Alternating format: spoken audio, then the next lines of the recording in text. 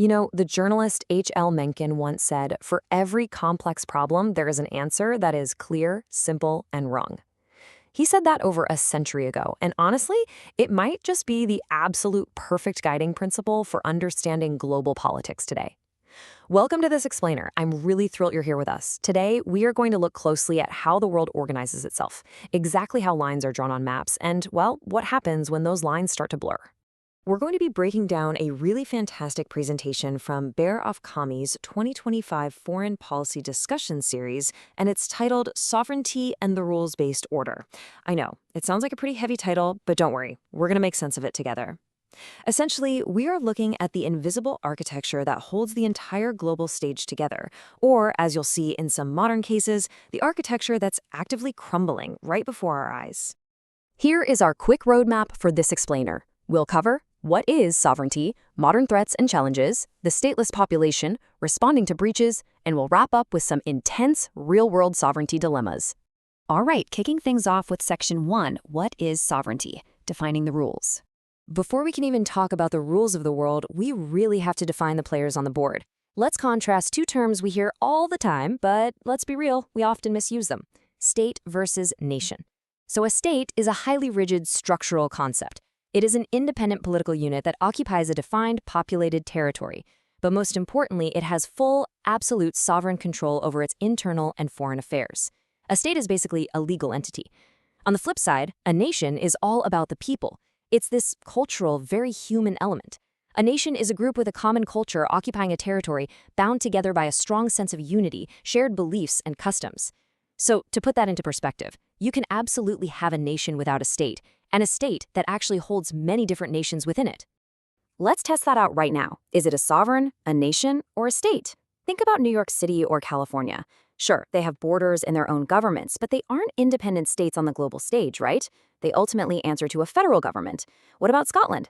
Well, it's certainly a nation of people with a rich, shared culture, but it's legally part of the sovereign state of the United Kingdom. Now, Belgium is a state, but you could easily argue it contains multiple distinct cultural nations within its borders. And then consider the European Union or the United Nations. These are massive, incredibly powerful organizations, but are they sovereign? Nope. They are simply collections of sovereign states. Moving right along to Section 2, Modern Threats and Challenges. Testing the boundaries. So why are we talking about this right now? Well, the centuries-old concept of a perfectly bounded state is suddenly struggling to function in the 21st century. And the reason is that modern crises simply do not respect traditional map lines. I mean, think about it. A virus spreading during a pandemic doesn't stop at customs. Global warming literally doesn't care whose airspace it's in.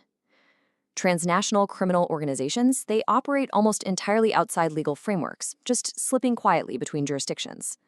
Add in modern cybersecurity threats where someone can cripple a whole nation's infrastructure from a laptop half a world away, and you combine all that with a rapid rise in nationalism as a reaction, you can see how the whole concept of absolute border control is being severely, severely tested. So how is a country's sovereignty actually challenged in practice today? It goes way beyond traditional, loud methods like a military intervention or violent separatism. Take a look at the modern, much quieter weapons that are just constantly chipping away at borders. We're talking about economic coercion, where one state uses pure financial leverage to force another state's hand. Or things like cyber attacks and election interference, which completely violate a state's internal affairs without ever having to send a single soldier across a physical border. Which brings us to Section 3, the stateless population, the human cost. We've spent some time looking at the political theory, but there is a very, very real human cost to living in a world defined by these strict borders. Look at the sheer scale of this blind spot in our global system as of mid-2022. Because when the entire rules-based order relies on you belonging to a sovereign state, what happens when literally no state claims you? Well, you end up in a legal limbo. You can see here that the largest stateless populations reside in Côte d'Ivoire, Bangladesh, and Myanmar. We are talking about millions of human beings who technically fall completely outside the protective framework of global sovereignty. They're often denied basic rights like passports, voting, or even legal employment. It shows us exactly where the rules-based order can and does fail. Section 4, Responding to Breaches. The Global Toolkit. Okay, so if a state is officially recognized, what actually happens when its rights are violated? Well, there is this escalating ladder of options available to global leaders when a state violently steps out of line. On the lowest end, there's just acceptance. Because sometimes the global community looks at a situation and decides that taking action is simply too costly. Then there's diplomacy, where you basically try to talk it out. If that fails, states might lean on economic sanctions or retaliatory cyber attacks. And then, at the very top of that escalation ladder is force, outright military intervention. The absolutely crucial takeaway here is that enforcing sovereignty isn't just a simple on and off switch. It is a highly calculated menu of responses driven entirely by geopolitics. Let's watch how this actually builds historically by looking at some major sovereignty breaches over the last few decades. In 1990, Iraq invades Kuwait, which triggers a massive international military response just to restore Kuwait's sovereignty. Fast forward to 2001, the U.S. invades Afghanistan following 9/11, and then Iraq in 2003. In 2011, the U.S. actually crosses into Pakistani airspace to kill Osama bin Laden. By 2017, the battlefield goes fully digital when North Korea's WannaCry cyber attack impacts systems all over the globe. And then we arrive at 2014 and 2022 with Russia invading Ukraine. Notice how the very nature of these breaches changes over time.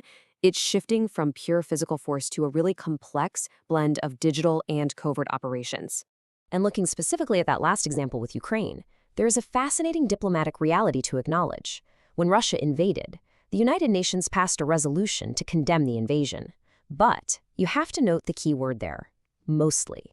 The global order is almost never unanimous. Various nations abstained or chose to navigate the geopolitics differently, which really serves as a stark reminder that the rules-based order is only ever as strong as the collective will of the states within it. Finally, Section 5, Real-World Sovereignty Dilemmas. Now, I want to put you directly in the shoes of a global policymaker facing some genuinely impossible choices. Here's our first hypothetical.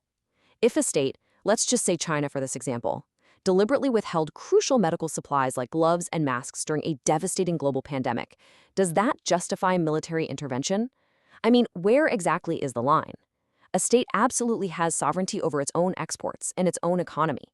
But if exercising that economic sovereignty directly threatens the survival of people in other nations, at what point does it become an act of aggression that warrants the use of force? Let's try another one. Imagine alleged drug cartel boats are operating down in the Caribbean, and they are sitting squarely within Venezuela's sovereign territorial waters. Is destroying those boats, or seizing oil tankers there, a violation of Venezuela's sovereignty? Does transnational crime fighting override a nation's absolute right to govern its own land and sea?